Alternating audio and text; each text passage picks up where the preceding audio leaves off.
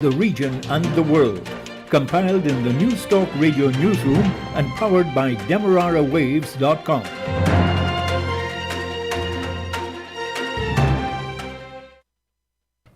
A very good day to you with the news at this time. I am Tiana Jordan.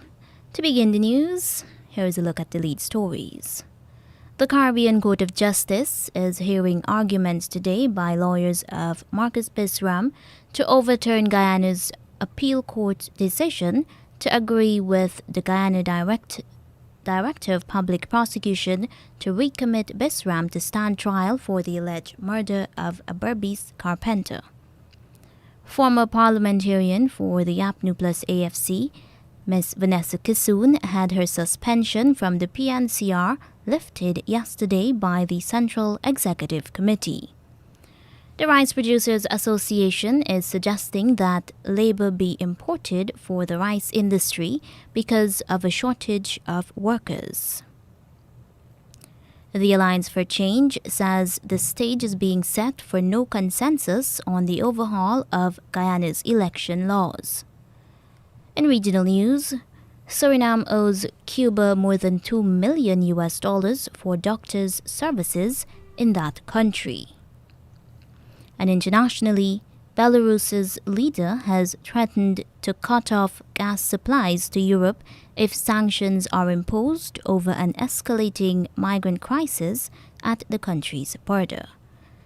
The details of these and other stories coming up right here in just a moment. Not seeing returns on your dollar? Then advertise with Newstalk Radio Guyana 103.1 FM and see results. We give you competitive rates, wide coverage, appealing programs, streaming online worldwide on dem waves, and we give you value for your money. You'll see returns when you advertise with us. Call our helpful staff today on 223-1056 or 223-1041 for those competitive rates. 103.1 FM, accurate information blended with great music.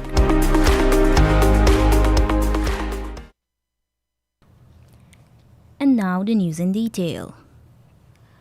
Murder-accused United States-based Guyanese Marcus Bisram on Thursday asked the Caribbean Court of Justice, CCJ, to declare as unconstitutional a section of the Criminal Law Offences Act that allows the Director of Public Prosecutions, DPP, to direct a magistrate to recommit a person to retrial even if the courts find that there has been insufficient evidence.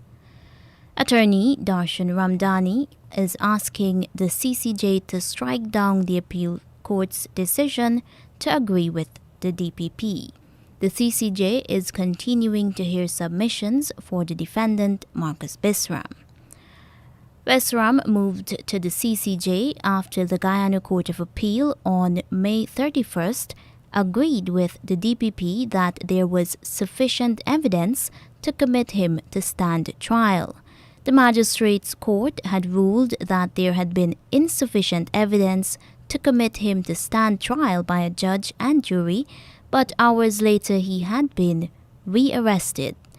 The Guyana High Court later threw out the case and the DPP appealed.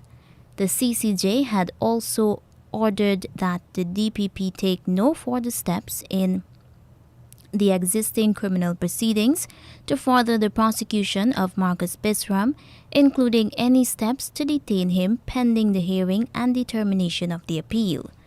The CCJ had further ordered Bisram to surrender his passports to the Registrar of Guyana's Supreme Court on Monday, June 14th at 12 p.m. that he must remain in Guyana and report to the Divisional Commander of B Division or his deputy by noon of every week until the hearing and determination of the appeal. Previously, the DPP had asked the magistrate to reopen a preliminary inquiry into the alleged murder of Narayandat by Bisram. The prosecution's case was that Bisram had instructed 5 other men to kill Narayandat because he had retaliated when he, Bisram, had allegedly held the man's penis and buttock. Evidence provided by Guyanese police showed that Narayandat had been beaten, thrown in a drain, removed and placed in a car trunk and placed on a road to make it appear as if Narayandat had been struck down by a vehicle. After languishing 7 years in the political wilderness due to a disagreement with then People's National Congress Reform (PNCR) General Secretary Oscar Clarke, Ms. Vanessa Kissoon's suspension from her party was lifted on Wednesday. This now paves the way for her return to frontline politics.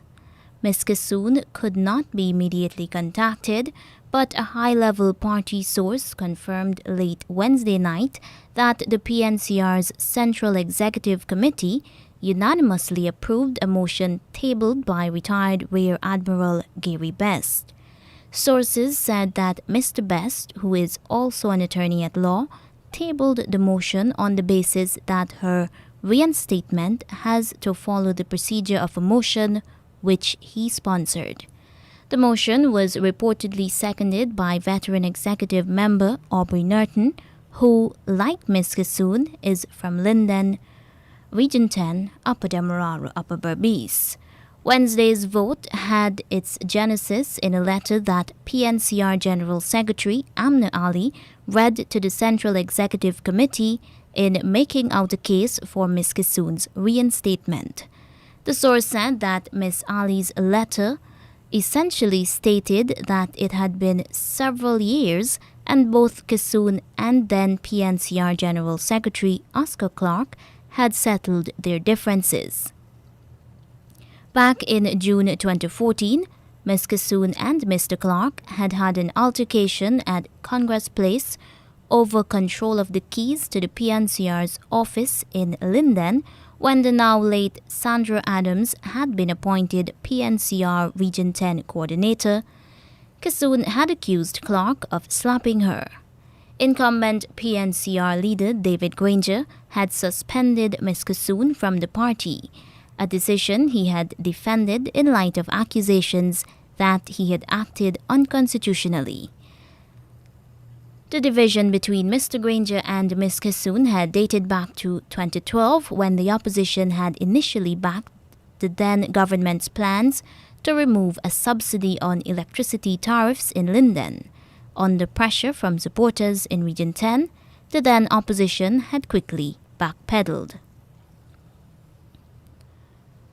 The Rice Producers Association, RPA, is floating the idea of importing labor for that grain industry because of a shortage of workers due to lower birth rates. RPA President Lika Rambrich says that while no application has been made to the government to grant work permits, he says the importation of labor is urgently needed. For us to address this situation immediately, government need to import labor. And the importation of labor need to come urgently because with the growing expansion in all industries and the country in the verge of development, I don't think we can able to address the situation with what we have on our hand presently. He told News Talk Radio Guyana that the labor shortage started years ago and is linked to when Guyanese migrated, and at the same time, those remaining here have been producing 1 or 2 children instead of 12 or more. The RPA president said a non-governmental organization, Voices Guyana, which looks into the welfare of migrants and asylum seekers, has been approached to determine whether there are Venezuelans, Cubans, and Haitians who would be available to work. Among the workers in short supply, he says, are harvester and tractor operators and field workers. The Attorney General, Anil Nandlal, has asked the High Court to dismiss the Police Service Commission case, saying that the life of that commission has expired. At the same time, he admits to the court that he has no record of similar cases in any other country to support his arguments. The Attorney General has argued that there was never a precedent since it is accepted that when the life of a commission expires, cases are withdrawn. Judge Gina Prasad has questioned the non-existence of case laws since the matter is delicate and important to our society. Judge Prasad also questions what happens to cases filed by commissions whose lives are always time-bound. The AG says a ruling will set a guide or precedent on how the commission should conduct themselves. Attorney for the PSC, Dexter Smart, in his submissions, told the court that firstly, the PSC's matter was filed in July, but the Commission's life ended on August 8, 2021. Attorney Smart also says the court is bound to answer the question of the authority of precedents regarding the suspension of commissions and that the matters filed are of public interest. Judge Prasad indicated that he is likely to hand down his decision in January 2022. He asked the lawyers to submit references if they come up with any in further research. Leader of the Alliance for Change, AFC, Kemaraj Ramjatan, says the Irfan Ali-led administration is attempting to change the electoral laws, although there is a law reform commission.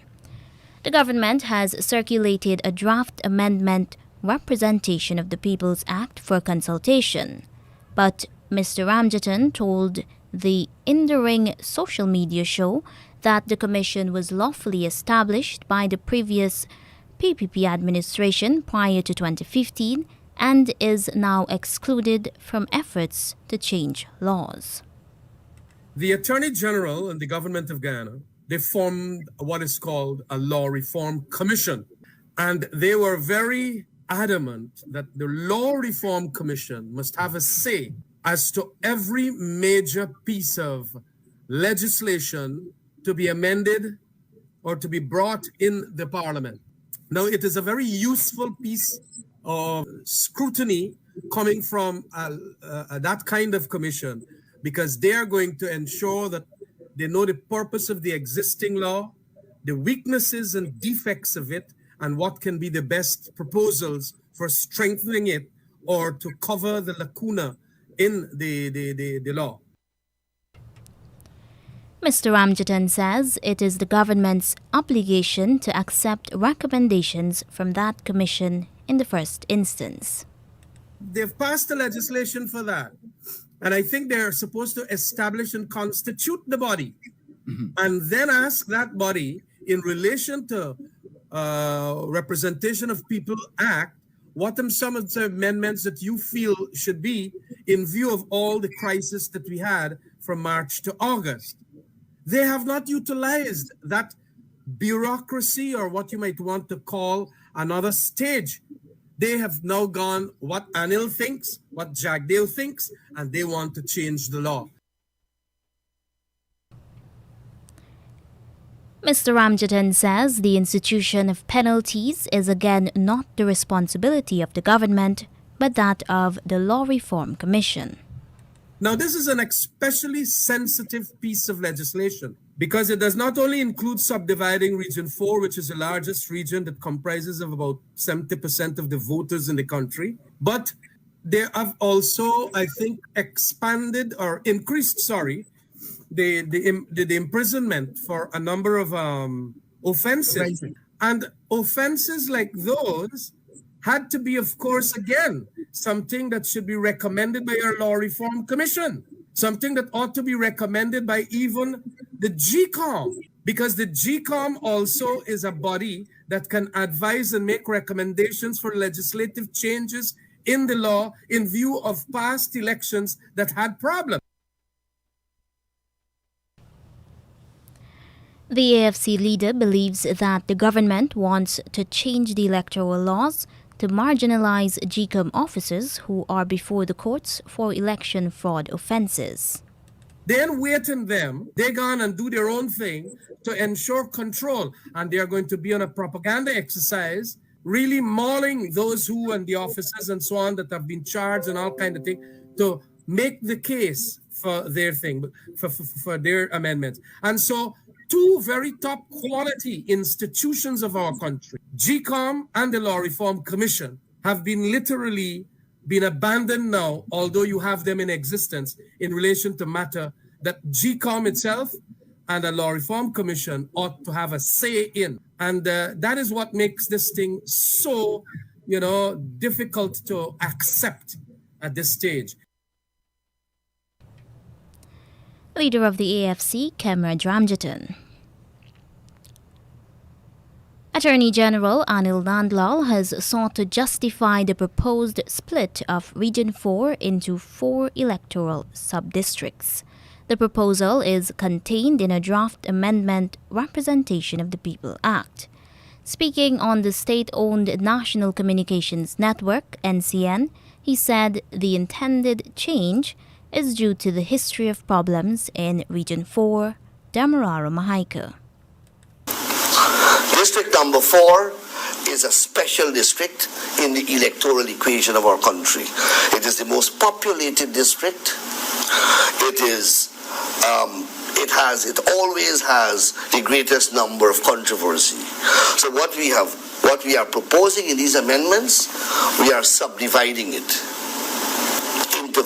into 4 units. So you have the East Bank, you have the East Coast, you have North Georgetown, you have South Georgetown.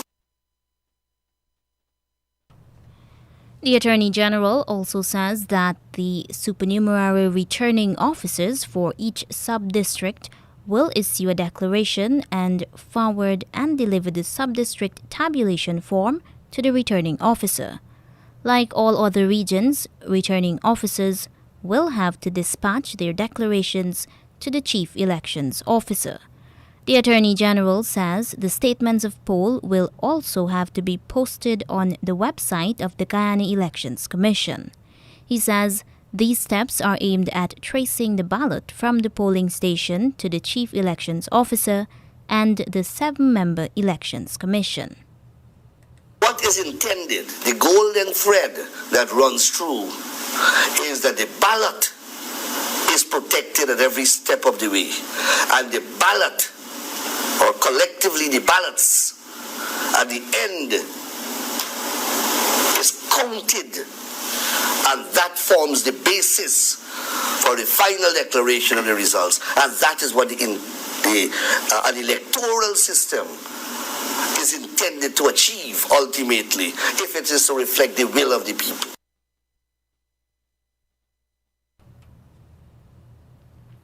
Attorney General Anil Nandlal.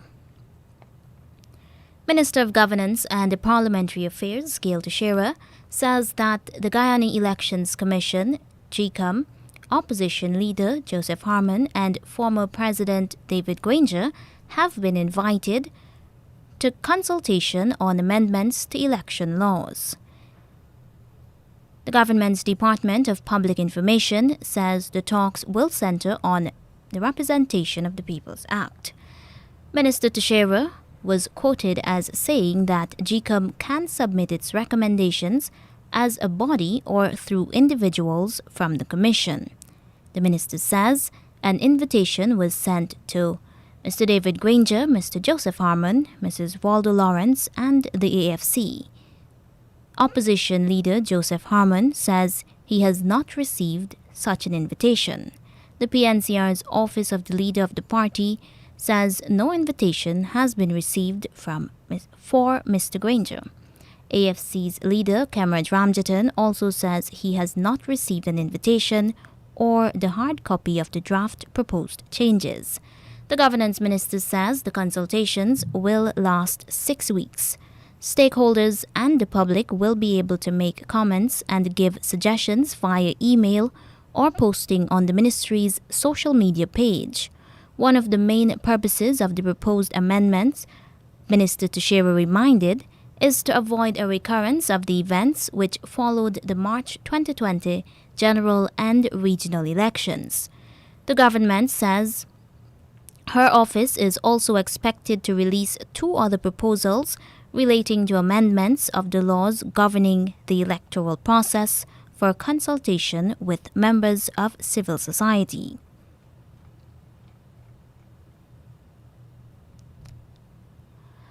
The latest data from the Ministry of Health shows 134 new COVID infections have been recorded. One unvaccinated person died of COVID, taking the death toll to 952. The figures also show that there are 16 persons in the COVID ICU receiving care, while another 55 persons are hospitalized. The ministry says 2,317 persons who tested positive for COVID were instructed to isolate themselves at home. On the vaccination side, the data shows 388,444 adults are partially vaccinated against COVID and 255,650 are fully vaccinated. There are 28,045 children ages 12 to 17 years old partially vaccinated and 19,138 are fully vaccinated. The ministry says vaccines are available for the public, including the Pfizer jab. There is no first dose of the AstraZeneca vaccine. And now in regional news. Suriname's Finance Minister Armand Akaiber says the country owes Cuba more than $2 million for services rendered by Cuban doctors. Minister Akaiber explains in a DWT online news report that the Cuban doctors received part payment in Suriname while the other part of the money is payable to the Cuban government. The minister says the delay is as a result of no correspondent banks that want to conduct the transaction. He says the Suriname government is talking with Republic Bank and hopes to resolve the issue soon. The government must also transfer money to Cuba for scholarship students and students studying there through the Ministry of Health. The minister assures that payments for the students have his undivided attention and priority.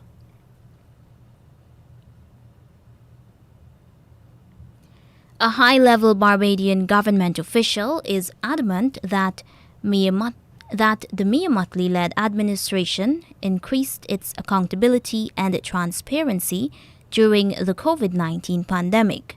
The Barbados Today News reports that the government's senior economic advisor, Dr. Kevin Greenidge, shared that view on Wednesday while highlighting several initiatives that had been undertaken. Speaking during a panel discussion hosted by the Institute of Chartered Accountants of Barbados, ICAB, entitled Accountability in a Time of Crisis to mark Accountants Week 2021, Dr. Greenidge says the government had put a system in place to track all COVID-19 related expenditures. He says a new procurement bill would also be brought to Parliament by the end of the year, which would see a strengthening of the procurement system to ensure fairness, integrity, and transparency. Additionally, Dr. Greenidge says a revised Financial Management Act now allows for standardized procedures for managing, monitoring, and reporting on the government's fiscal objectives. The senior economic advisor says public officers in the various ministries were now required to submit spending, procurement, and cash plans to the Ministry of Finance and were prevented from doing anything to increase the government's liability. Dr. Greenidge said financial and non-financial performance reports were now expected from every ministry to be included in the estimates. Communications specialist Joanne John believes excessive misinformation on WhatsApp is contributing to COVID-19 vaccine hesitancy in Tobago. Speaking at a recent virtual discussion titled Navigating the Pandemic, hosted by the non-partisan group Tobago Civil Net, Newsday reports that Ms. Joanne believes that the numerous misinformation on WhatsApp has contributed to causing people to believe things that are not accurate about the COVID vaccines.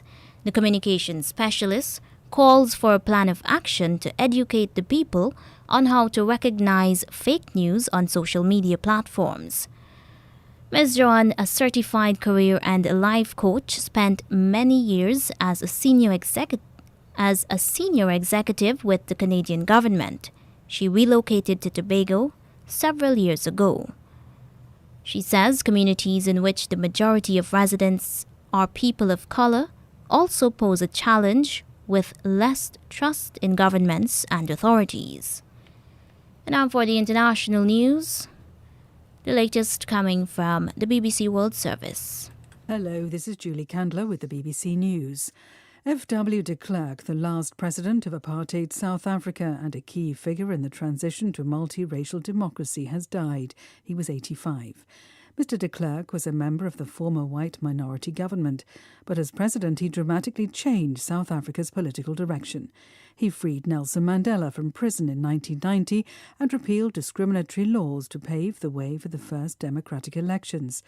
But at the same time, there's been criticism of his record, as our correspondent in Johannesburg, Pumza Filani, explains. He has at times been seen as somebody who was trying to reversion his role, that he was a product of the system. He was in Parliament for many of those years, that the apartheid state brutally assaulted black South Africans here.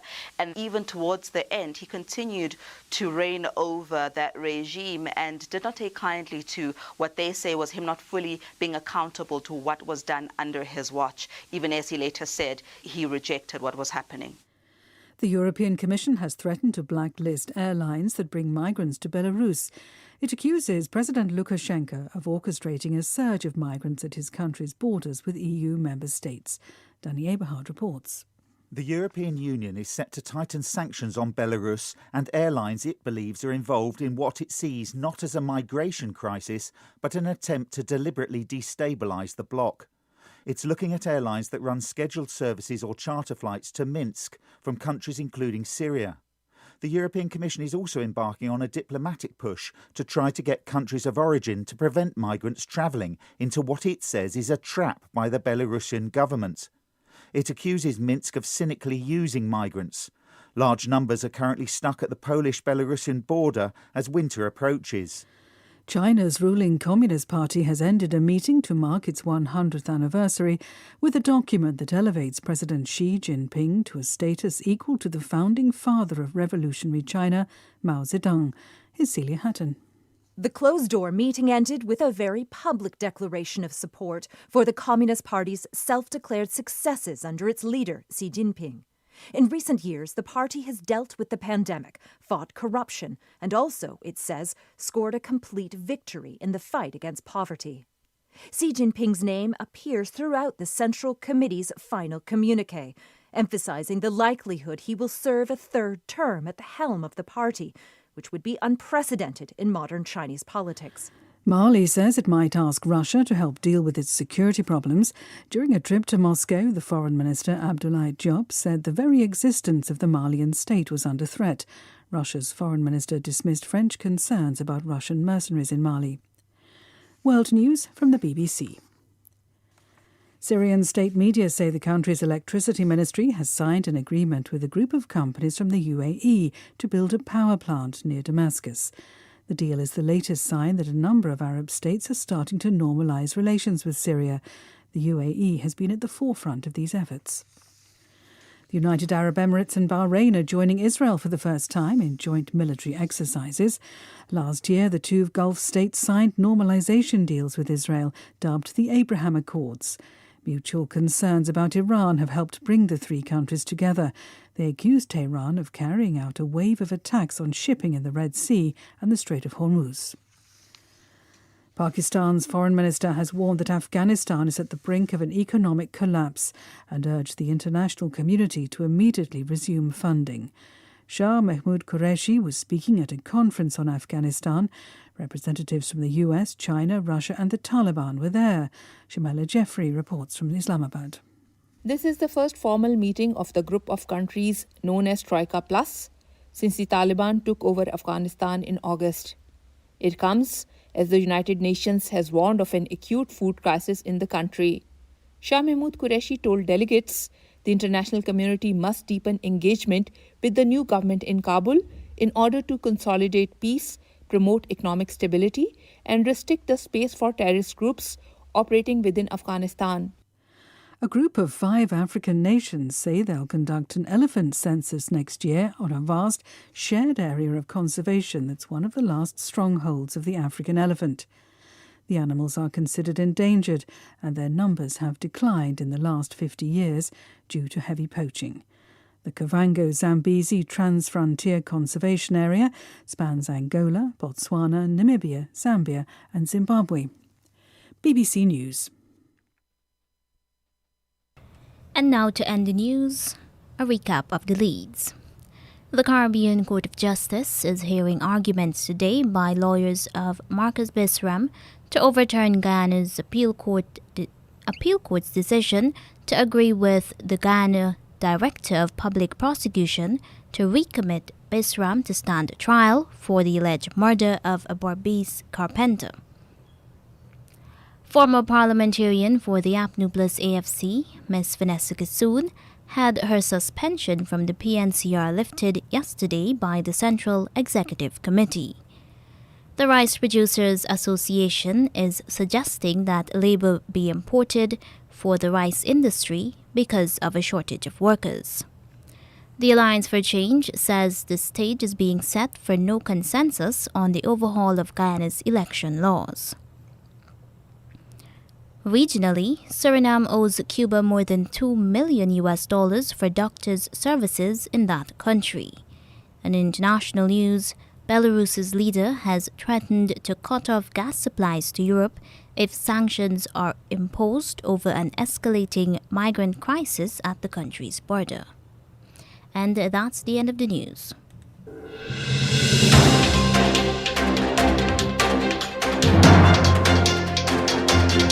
This has been the news, compiled in the News Talk Radio newsroom. For ongoing updates, visit demerarawaves.com, and you can check facebook.com/demwaves and twitter.com/demwaves.